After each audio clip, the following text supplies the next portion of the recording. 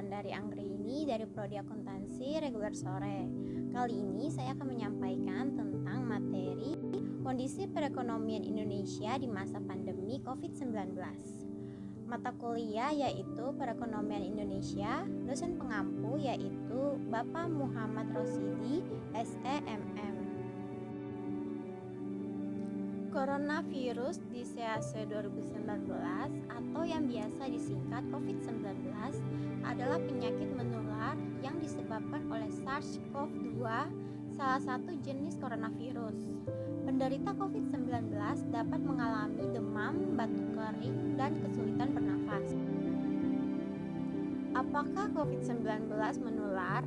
Ya, infeksi menyebar dari satu orang ke orang lain melalui percikan atau droplet dari saluran pernafasan yang sering dihasilkan saat batuk atau bersin. Jarak jangkauan droplet biasanya hingga 1 meter. Droplet bisa menempel di benda namun tidak akan bertahan lama di udara. Waktu dari paparan virus hingga timbulnya gejala klinis antara 1 sampai 14 hari dengan rata-rata 5 hari. Maka, orang yang sedang sakit diwajibkan memakai masker guna meminimalisir penyebaran droplet. Apa penyebab COVID-19? Saat ini belum diketahui penyebab dari virus corona, tetapi diketahui virus ini disebarkan oleh hewan dan mampu menjangkit dari suatu spesies ke spesies lainnya, termasuk manusia. Diketahui virus corona berasal dari kota Wuhan di Cina dan muncul pada Desember 2019. Bagaimana gejala COVID-19? Orang yang terinfeksi memiliki gejala ringan seperti demam, batuk, dan kesulitan bernafas. Gejala dapat berkembang menjadi pneumonia berat. Bagaimana cara mencegah COVID-19? Tindakan pencegahan untuk mengurangi kemungkinan infeksi antara lain tetap berada di rumah, menghindari bepergian dan beraktivitas di tempat umum, sering mencuci tangan dengan sabun dan air, tidak menyentuh mata, hidung, atau mulut dengan tangan yang tidak dicuci. Segera hubungi hotline jika Anda mengalami gejala atau memiliki riwayat perjalanan atau bepergian dari negara yang terjangkit. Yuk lindungi diri, terapkan etika batuk atau bersin dengan menutup mulut dan hidung. Jangan meludah sembarangan, bersihkan benda yang sering disentuh, gunakan masker jika Anda sakit dan segera ke fasilitas kesehatan terdekat. Cuci tangan dengan sabun, konsumsi makanan bergizi dan olahraga, hindari menyentuh mata, hidung, dan mulut dengan tangan yang belum dicuci. Kondisi perekonomian Indonesia di tengah pandemi COVID-19. 1. Kondisi perekonomian di negara-negara tertentu akibat COVID-19. Dampak yang terlihat dari adanya COVID-19 tidak hanya mempengaruhi kesehatan masyarakat, tetapi turut mempengaruhi perekonomian di berbagai negara. Bahkan saat ini perekonomian di dunia mengalami tekanan berat yang diakibatkan oleh virus tersebut.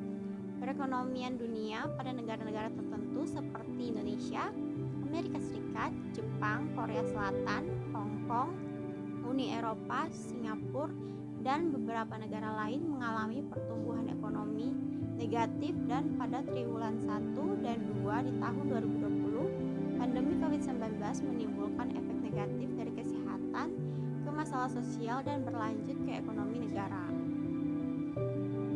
2. Data perekonomian di Indonesia tahun 2020. Indonesia dihadapkan dengan banyak masalah terkait aspek ekonomi akibat dari COVID-19. Ekonomi di Indonesia pada tahun 2020 diperkirakan tumbuh negatif. Angka pengangguran dan kemiskinan meningkat. Berdasarkan perhitungan year on year, pertumbuhan ekonomi pada triwulan pertama tahun 2020 menunjukkan adanya pelemahan dengan hanya mencapai 2,97% dibandingkan dengan capaian triwulan pertama tahun 2019 yang sebesar 5,7%. Data pada triwulan kedua juga kurang bersahabat dengan menunjukkan kemunduran yang dalam sebesar minus 5,32%, terburuk sejak tahun 1999. Data pada triwulan ketiga mengalami kontraksi pertumbuhan sebesar 3,49%.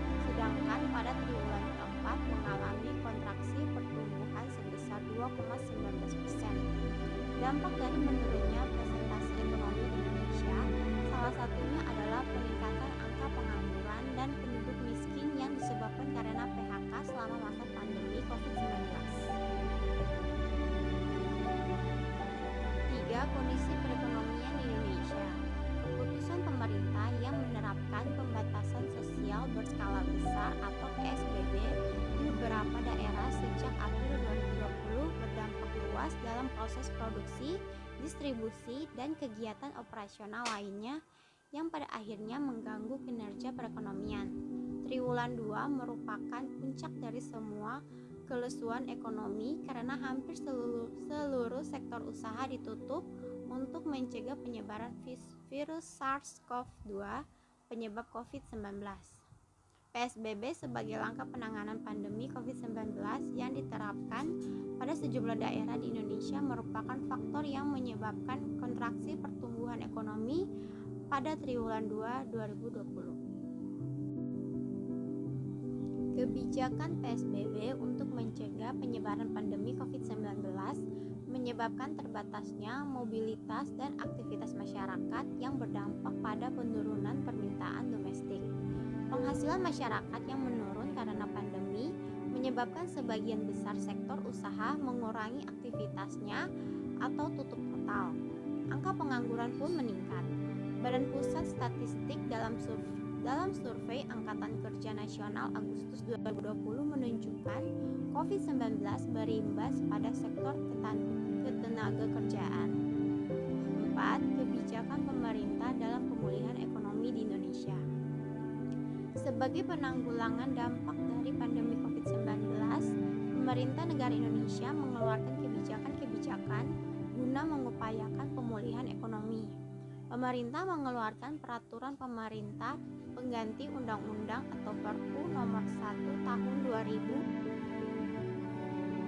tentang kebijakan keuangan negara dan stabilitas sistem keuangan untuk penanganan pandemi coronavirus COVID-19 dan dalam rangka menghadapi ancaman yang membahayakan perekonomian nasional dan atau stabilitas sistem keuangan. Perpu tersebut mengatur tentang kebijakan keuangan negara meliputi kebijakan pendapatan negara, termasuk kebijakan di bidang perpajakan, kebijakan belanja negara termasuk kebijakan di bidang keuangan daerah, dan kebijakan pembiayaan.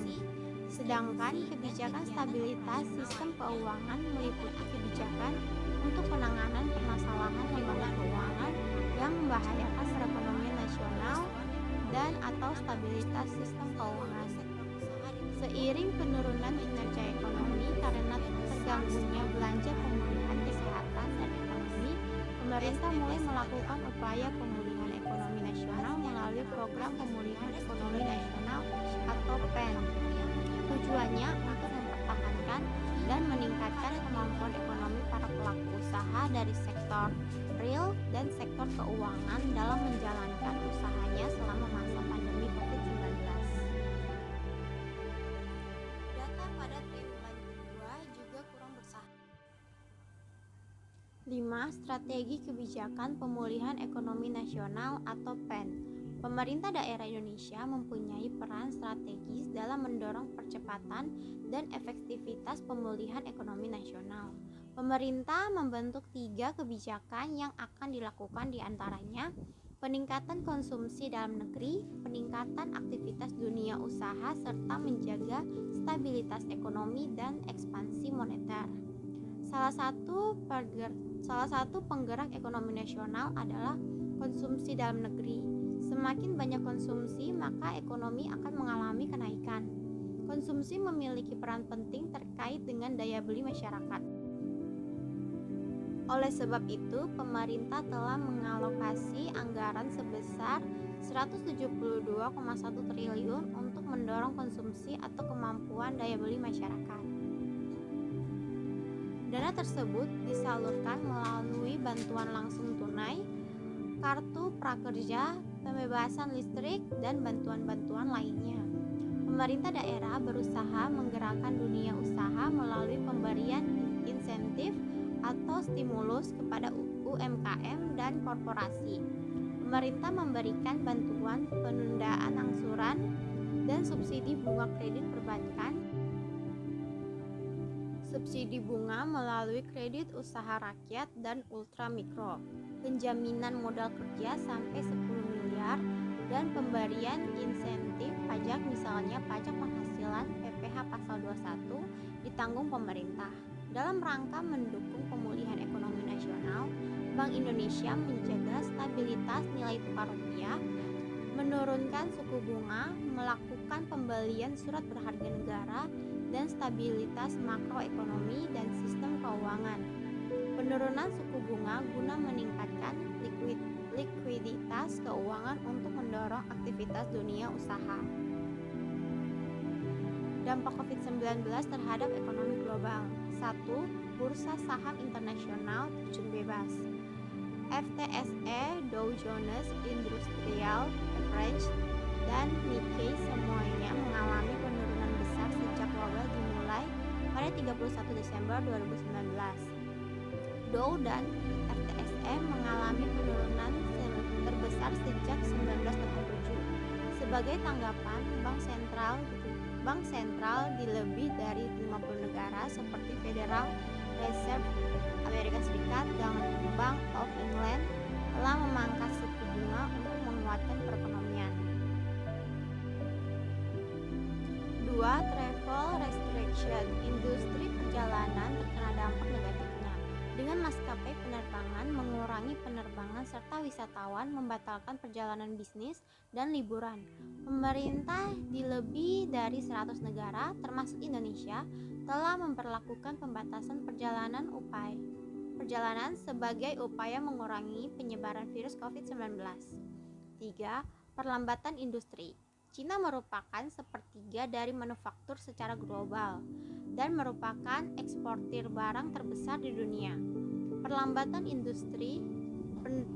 industri Cina bahkan terlihat dari luar angkasa. NASA menyatakan satelit pemantau polusi telah mendeteksi penurunan signifikan nitrogen dioksida di Cina.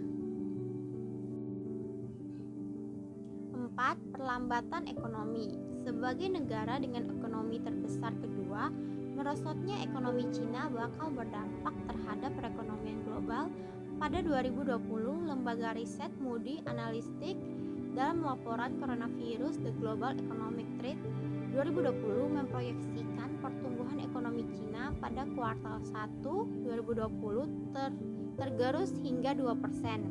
Adapun setiap 1% penurunan PDB negara ini akan mengurangi perekonomian dunia sebesar 0,4%. Baik, sekian dari penyampaian materi dari saya, semoga dapat dipahami.